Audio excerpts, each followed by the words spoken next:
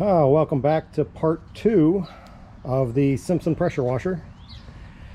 Last time we got the carburetor cleaned out, cleaned out the fuel tank, got a new line on it, got it running first pull, so looking pretty good so far. Today I was able to go get the new air filter for it. I got some new cord because this cord was extremely short. If you pulled too hard and wasn't ready for it, you'd probably pull your arm out of socket. I did go ahead and I cut off the end, the handle already, because I went down and got so I could get the right size cord. I didn't have any cord that small. I wasn't sure exactly what size this is, but so that's already cut off. Like I said, I got the air filter for it. If you remember, the belt was shredded. I did have to order the belts. Nobody local has the belts, and if they did, they wanted about twice as much as you can get them elsewhere for. So today we'll probably go ahead and clean that up, get all that crud cleaned out, and then maybe change some oil. But first things first, let's go ahead and pull this wheel off. Just because there's a bolt, there's 3 bolts hold the recoil starter on. 1, 2, and 3 on the bottom. It'd just be easier. We'll go ahead and pull this guy off. Hopefully this nut comes off decent. I got my impact, of course, for that. But yeah, we'll get the wheel off. We'll do the recoil starter first. Once we get that back on, we can go ahead and throw on the air cleaner, get that put back together, you know, just the air box there, whatever. And then let that thing run for a bit. Probably change the oil in the engine. We'll check the oil and whatever we have to do for the oil in the pump portion, and we'll get the all that crud, all that rubber and everything else cleaned up from the belt side, and hopefully that should be about it, and we'll just be waiting on the belts to come in. So let's get started.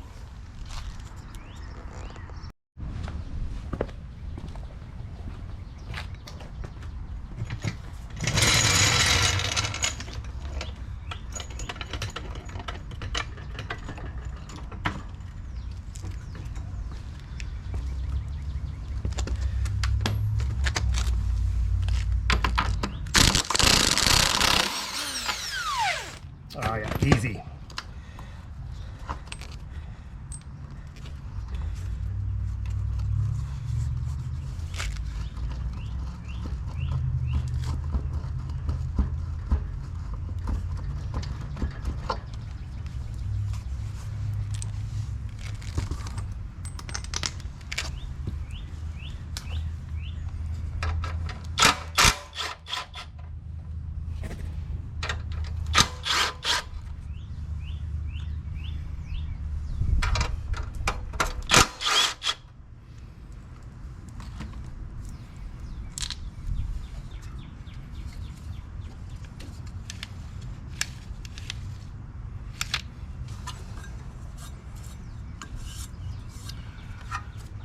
All right.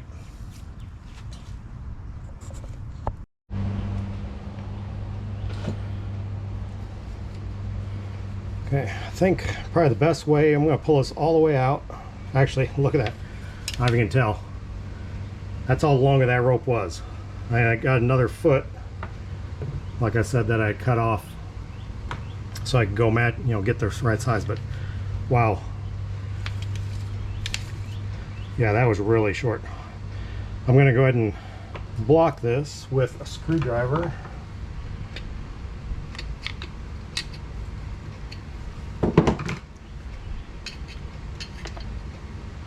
That way it doesn't recoil on us. Pull this old one out.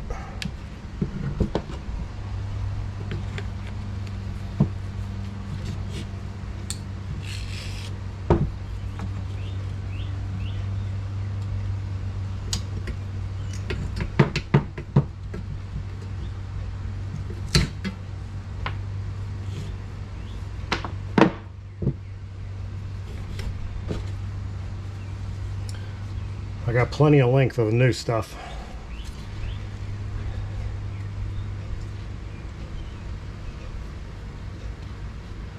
So I'm coming back through, gonna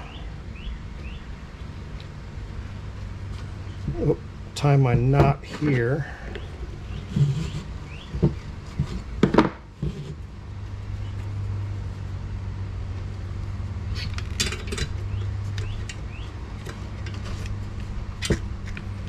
Yeah, I was just double checking the tension I had on here. If I wanted to put another coil in there, we should be okay.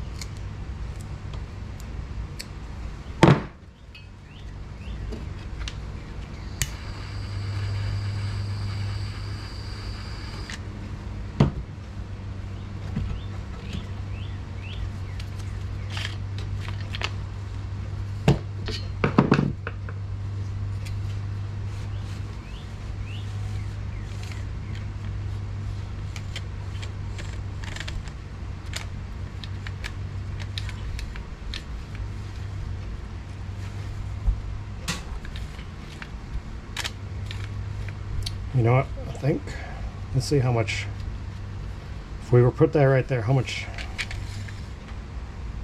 oh yeah, that's going to be plenty.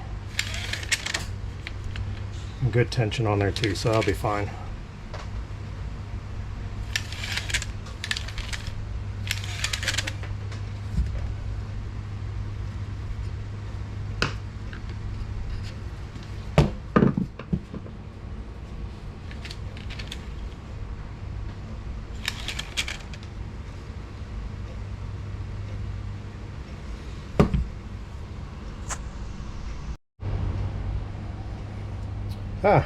Helps if you start with a full battery.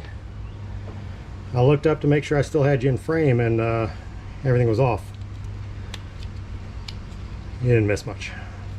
All right, let's go ahead and cut this. Yeah, we'll pull out just a little bit there. Yeah, that's good.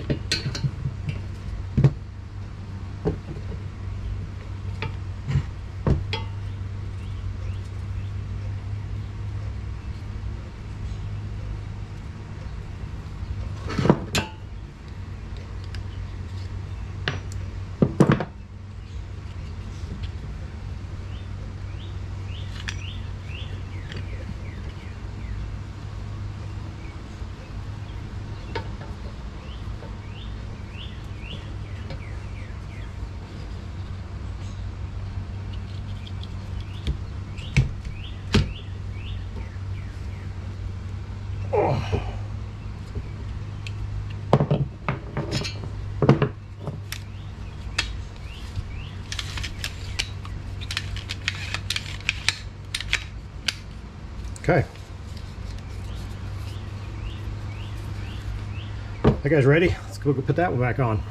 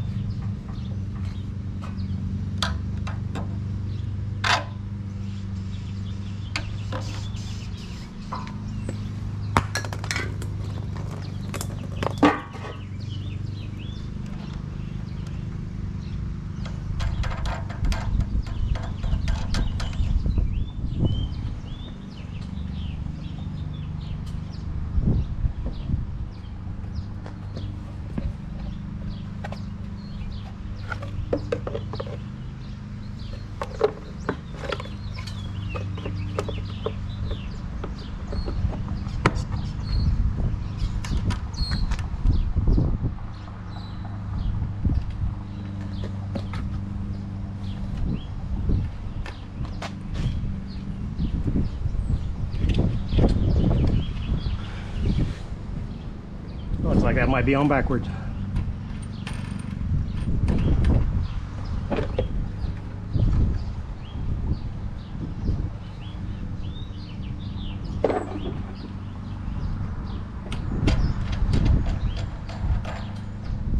Evidently these are just a little offset. There we go.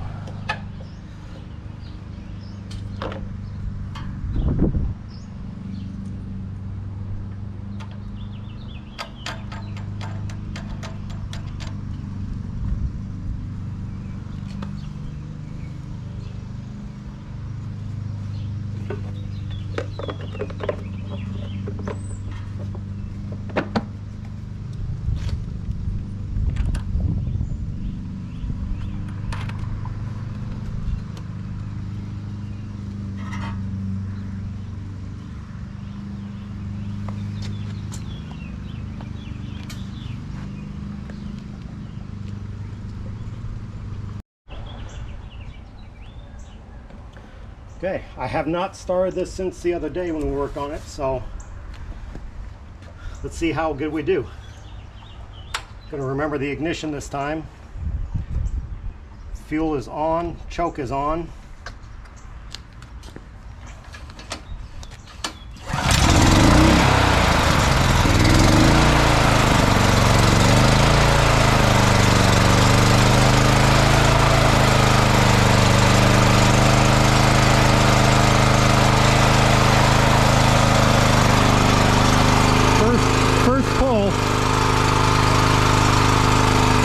From the other video just how gunked up that carburetor was. So we're going to let it go ahead and run for a few minutes here. I'm going to let that oil warm up. Then we'll go ahead and change the oil while we are cleaning off all that crud from the back side here.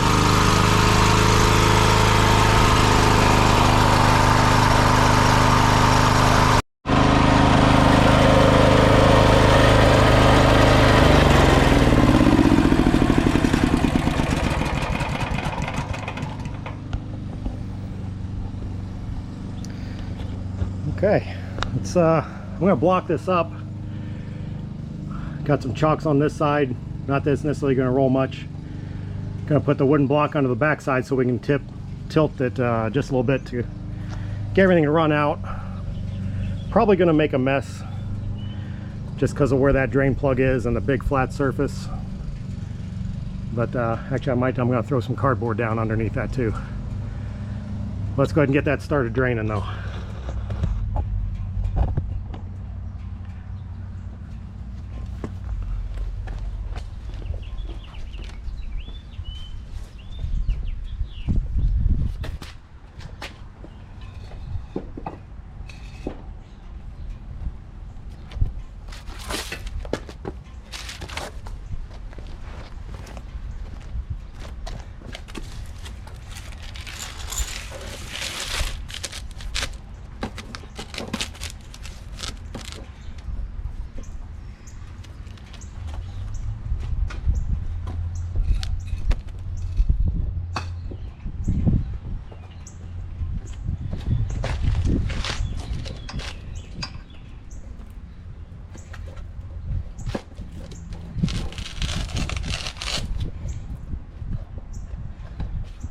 Gotta watch my head here though, that exhaust is kind of warm.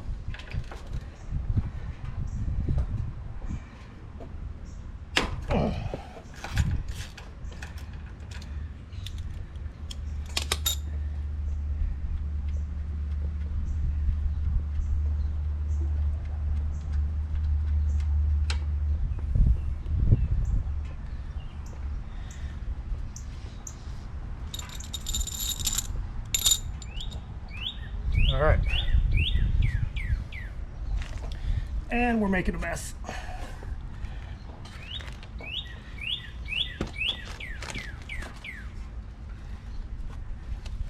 Yeah, we're gonna have a mess to clean up.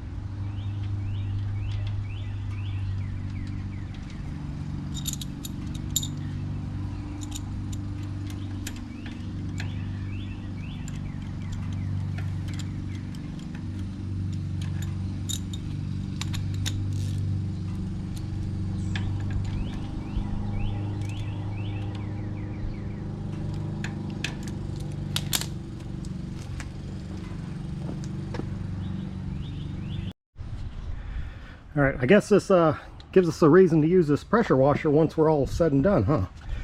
Clean my driveway. But let's go ahead and fill up with oil. Now, dipstick, not totally necessary, depending on owner's manual, of course. Depending, I found on, actually it was all in the same document, anywhere from just under a quart to just over a quart that this called for. But like I said, between the dipstick, otherwise we just fill up till we're just at the bottom of the threads in there on the where it goes in. Then that's when you're full. So like I said, the dipstick, unless there's actual markings on there, that just kind of tells you that you've got oil in it basically. But otherwise you just fill up till it's just at the base of the threads on these. We're going to use AMSOIL small engine oil 1030. We used to actually have on here that was 1030/30 weight. Either way, it's a small engine oil, commercial grade protection, 100% synthetic, as all AMSOIL is. We do have a couple things that aren't 100% synthetic, but they are specialty oils that we've got out. But point being, I'm gonna put something good back in. I'll start, you know, going slow. We'll go put in just under a quart, see where it's at. If it starts running out, then we know we're good. If not, we'll add a little bit more. This is kind of a bad angle to get at here too.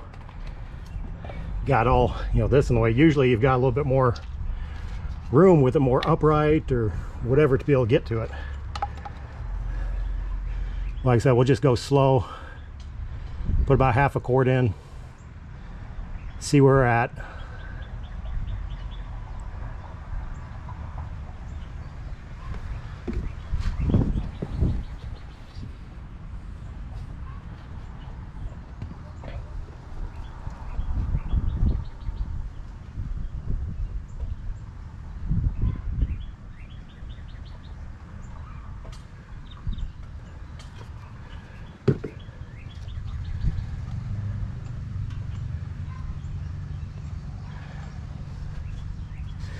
Yeah, not quite. This might be the, like I said, depending on, is actually, I believe, in the same document even for the unit.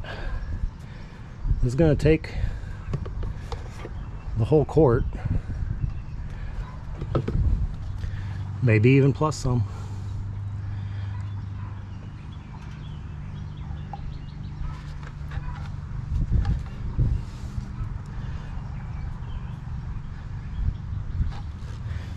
Yeah, we're pretty close. Let me open up another one and dump a little bit more in just to make sure we're good. Actually, this will give us a good guesstimation.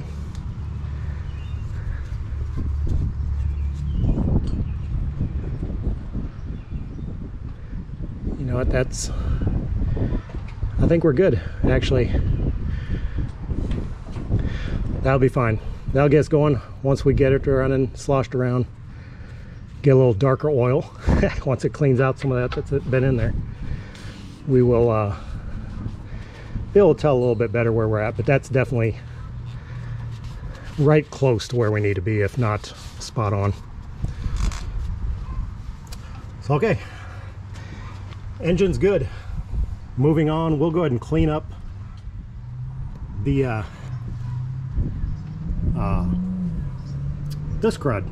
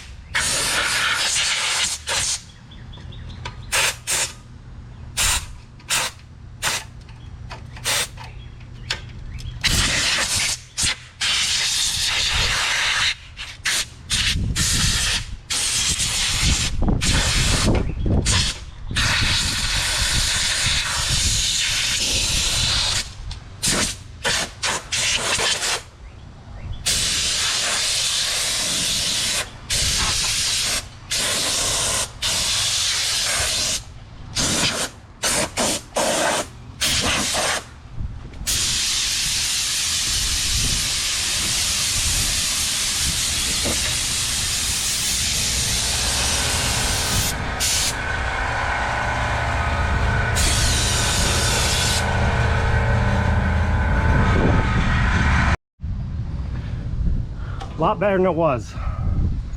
Still a little bit of whatever, but I might get a rag out and wipe that down the rest of the way, but obviously a lot better than it was. So next on the agenda for today is the pump. I am going to go ahead and look up, though I didn't get a chance to yet. I believe this is probably the, I don't know if you can see that or not. There's a bolt here on the lower side of that pump. I'm assuming that that has got to be the drain. Like I said, there's a side glass here which has got nothing in it. And then the oil fill, I just noticed. Oil cap, oil fill. Actually does have, if I can get it out, holy smokes, actually does have a dipstick to it. And there's a touch on the very bottom of it. But again, let me do a little bit of research right quick. Whether we go off the dipstick or the sight glass. There's a sight glass on the front, probably depending on which way, you know, how the pump's mounted in relation to your motor. But let me make sure that that is the drain. Let me see if it says anything about going off sight glass or dipstick. And then we'll get the oil changed in this. This does, I do know, takes the same oil as the engine. A 30 weight / 10W30. Either one works. It even, as with most like car manufacturers and whatnot, it actually showed where you could use, you know, depending on the temperature range you're going to be using it in, whether you're in cold climate, hot climate, anywhere from a 1030 to a straight 30 weight to a 1040, I believe was even listed, depending on your climate. And that's the case with almost any oils. Some guys swear up and down, oh, it says 30 weight, use a straight 30 weight. 1030 will work just fine as long as it's the right ANSI rating for your API rating for the type of engine. Small engine, automotive, diesel, gas engine, whatever. As long as it's got that rating to it, you can use a 1030, a 1040, a straight 30 weight in most engines. Some may be a little bit more sensitive, but check your manual. 1030 weight's just fine in here. I've got 1030. Actually, I might have a straight 30 weight Briggs oil. We might use that in here just because it's not, well, it's critical, but it's not, you know, it doesn't get near as much use as the engine does, RPMs and whatnot wise. Anyway, point being, let me look up right quick whether we're going off a sight glass, going off a dipstick, and if that, make sure that that is the drain plug according to the schematics.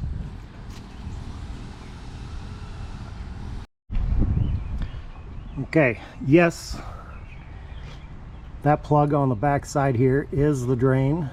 It just calls it a cap, but that is the drain. Doesn't say anything about sight glass. Well, it calls those oil windows, I think is what it actually calls it, but it doesn't say. And then of course it does say oil dipstick, but it doesn't say anything about which one to go off of. The quantity though, it calls for 40.6 ounces, just over a quart. What, quart and a quarter approximately, whatever, 32 ounces in quart. So anyway, we'll dump this whole quart. Watch the sight glass, of course. That's what I'm going to go off of, the sight glass. But yeah, we'll dump this quart to the 1030 in. I've got SAE 30. What have I got in here? 18 ounces. I know you probably can't see, that's probably dark. But I'm going to go ahead and dump just so we have the majority. We'll have, you know, full quart of that. I'll top off with that. It'll be just fine. It'll mix just fine for what this is. And yeah, it's tight quarters in there, so I'm just going to set you off to the side here. Get that broke loose, see how much oil comes out, because like I said, there is nothing on the sight glass, and there's just barely on the end of that dipstick. So I'll set you up here. We'll get that draining. Once it finishes trickling out, then we'll top it off and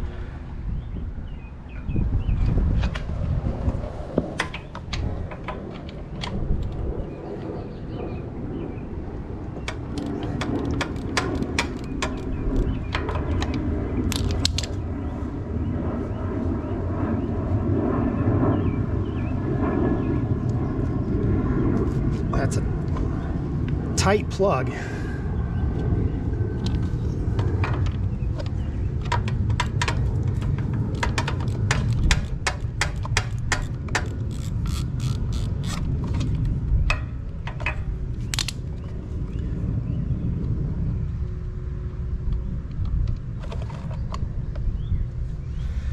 Well, it really doesn't look bad. It's kind of got a green color to it.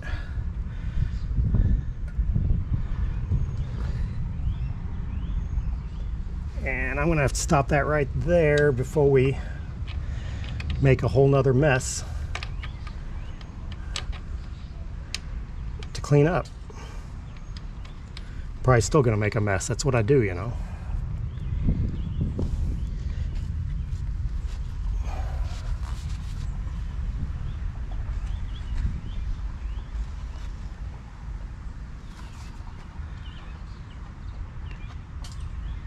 Yeah, well, it really doesn't look bad, but being that it was low and not knowing when it was used last.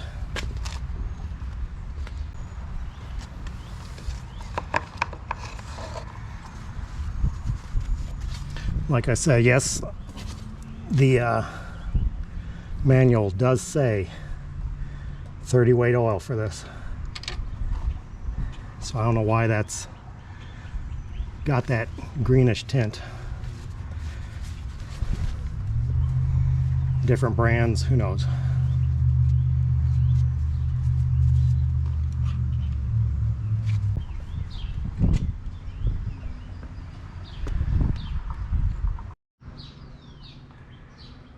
I wanted to show you this right quick because I know that somebody out there is going to be chomping at the bit to start tapping away on their keyboard. Where we at? Simpson's pump oil is recommended. Where we at? Right. Simpson's pump oil is recommended as the first choice. Obviously, any manufacturer wants you to use their oil, but as mentioned before, as long as it meets spec, no manufacturer can require you to use their oil. If Simpson pump oil is not available, high quality 30 weight non-detergent oil may be used. So there you go. You don't get any higher quality than AMSOIL. And as mentioned, our small engine oil 1030 originally was marketed as a 1030/30 weight, and even still it is going to work just fine for any small engine /30 weight application. So actually, let me drop you down a little bit more here. I don't know if you can see it. Hopefully you can, because I'm going to be going off of it also. And like I mentioned, it was a full 40.6, 40 ounces that we'll dump in here. So I'll dump a whole quart in, and then we'll top off with the rest of the 30 weight for you purists that don't believe anything besides what the book says.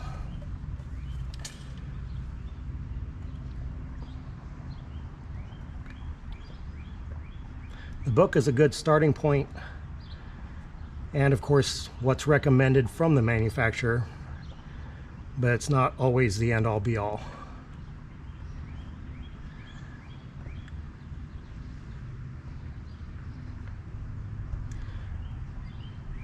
Probably won't even see anything on the side glass with the first quart in, because that's only 32 out of 40 ounces.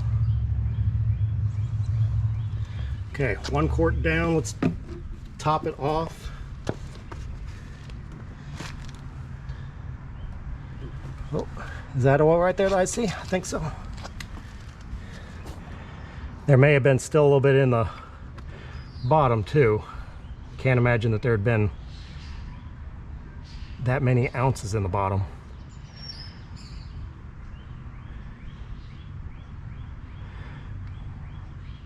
Let's see, that looks pretty good right there. Yeah, used about 4 more ounces. All right, let's see where this thing reads on the dipstick, just out of curiosity.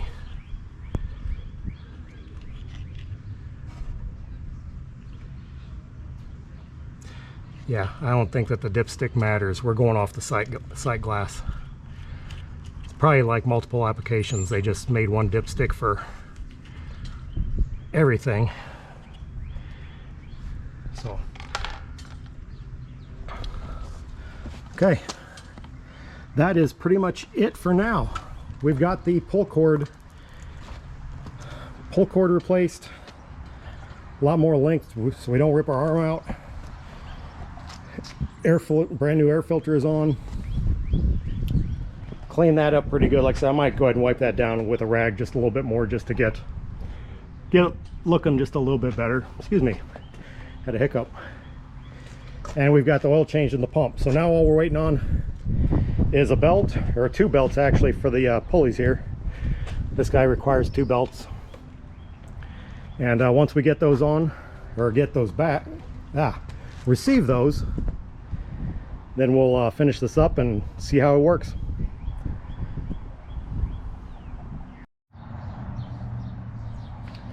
Okay, we are back with the belts.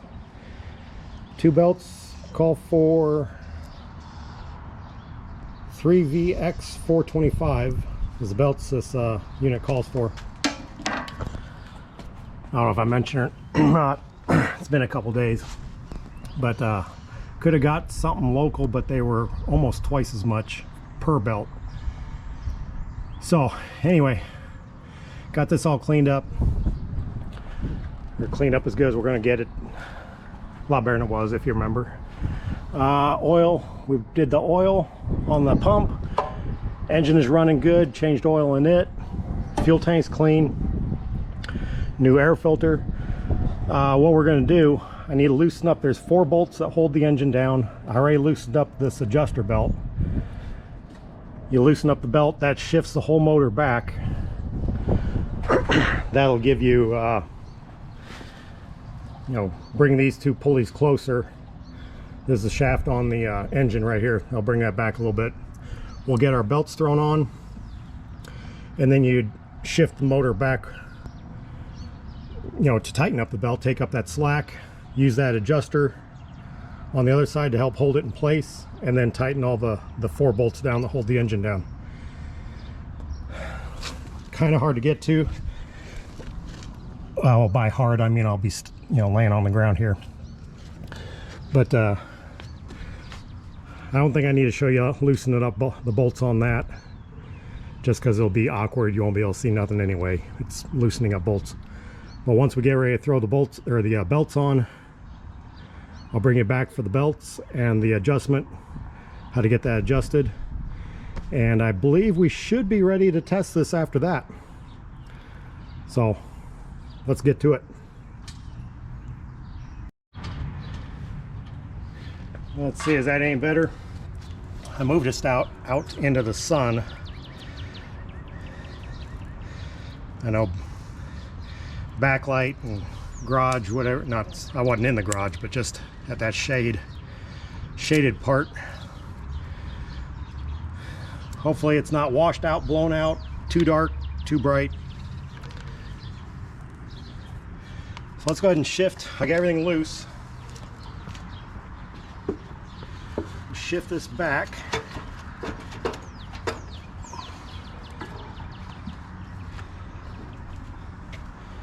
Hopefully that's enough.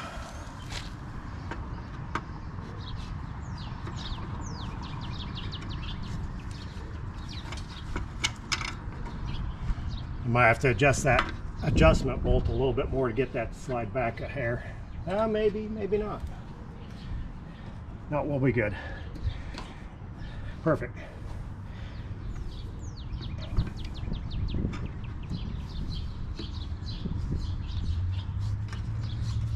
Okay.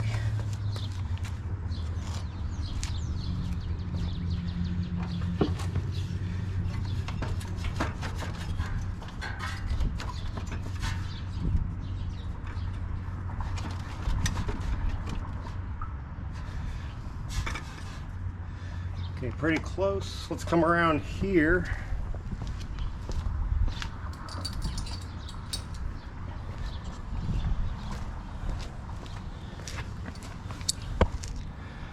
see if I can get you in here to see. Here's, like I said, that bolt, adjustment bolt.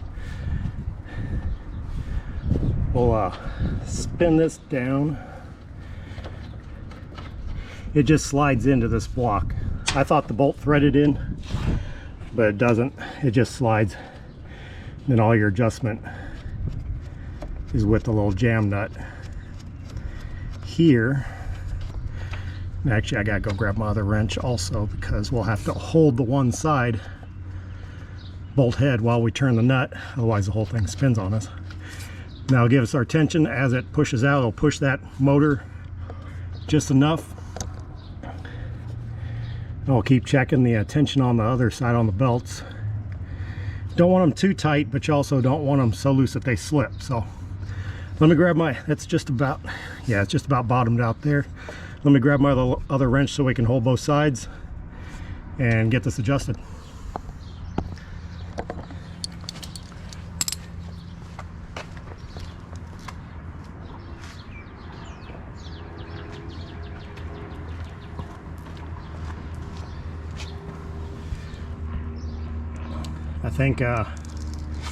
I think with this,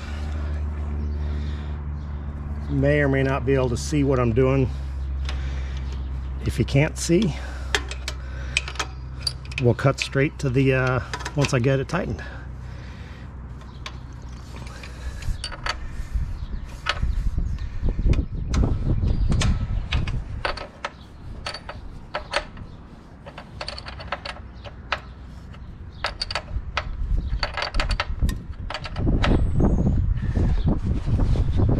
Checking the belt as we go.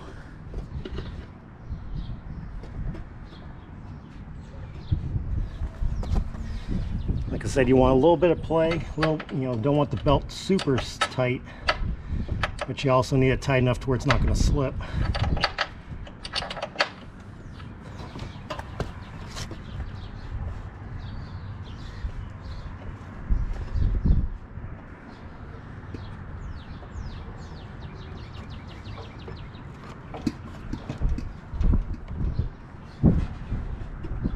I think that's good right there.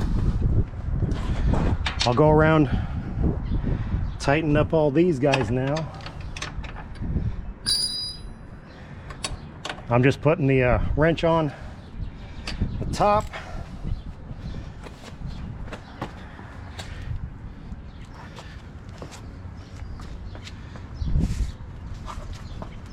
And tightening the bottom.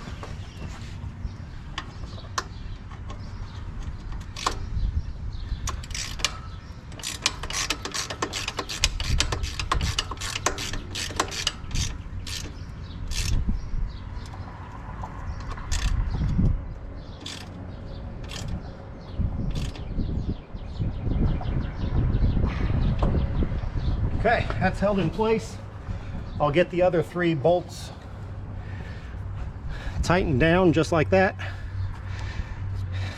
Now that guy's stuck.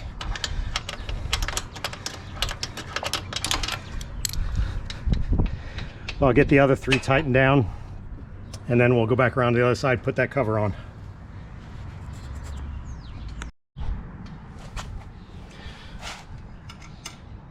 Got about 1/2 inch play. It wiggles. It's point being it's not super tight, and it's not so loose that it's obviously going to fly off. So hopefully that's good. Hopefully you don't shred another belt.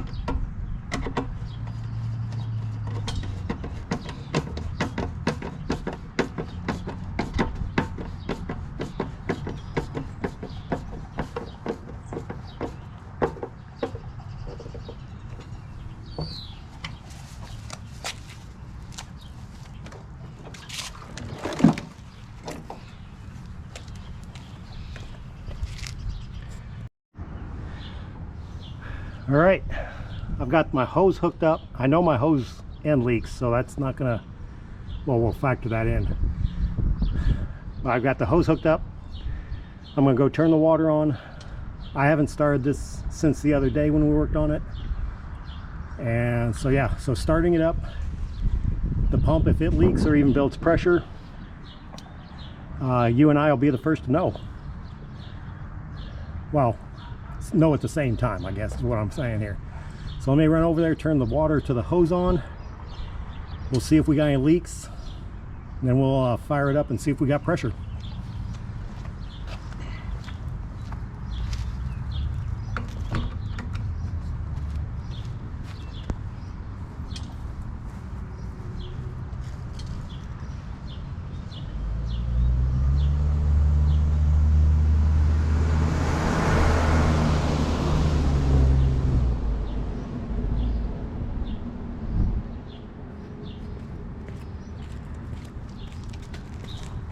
So far, so good.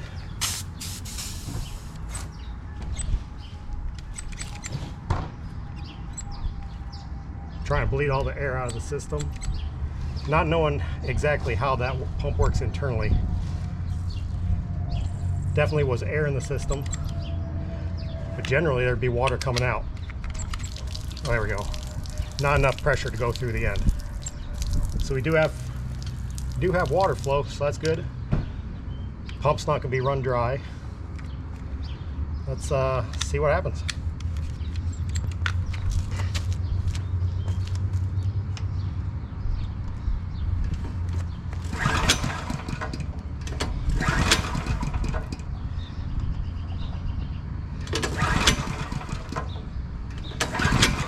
I do have fuel in there, don't I? Yep.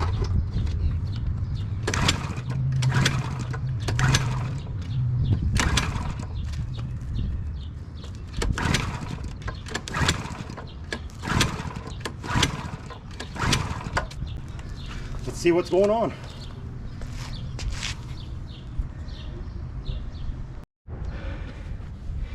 How many people want to take a guess right now what I did or did not do?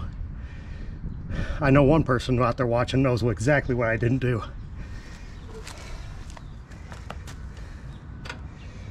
Ignition.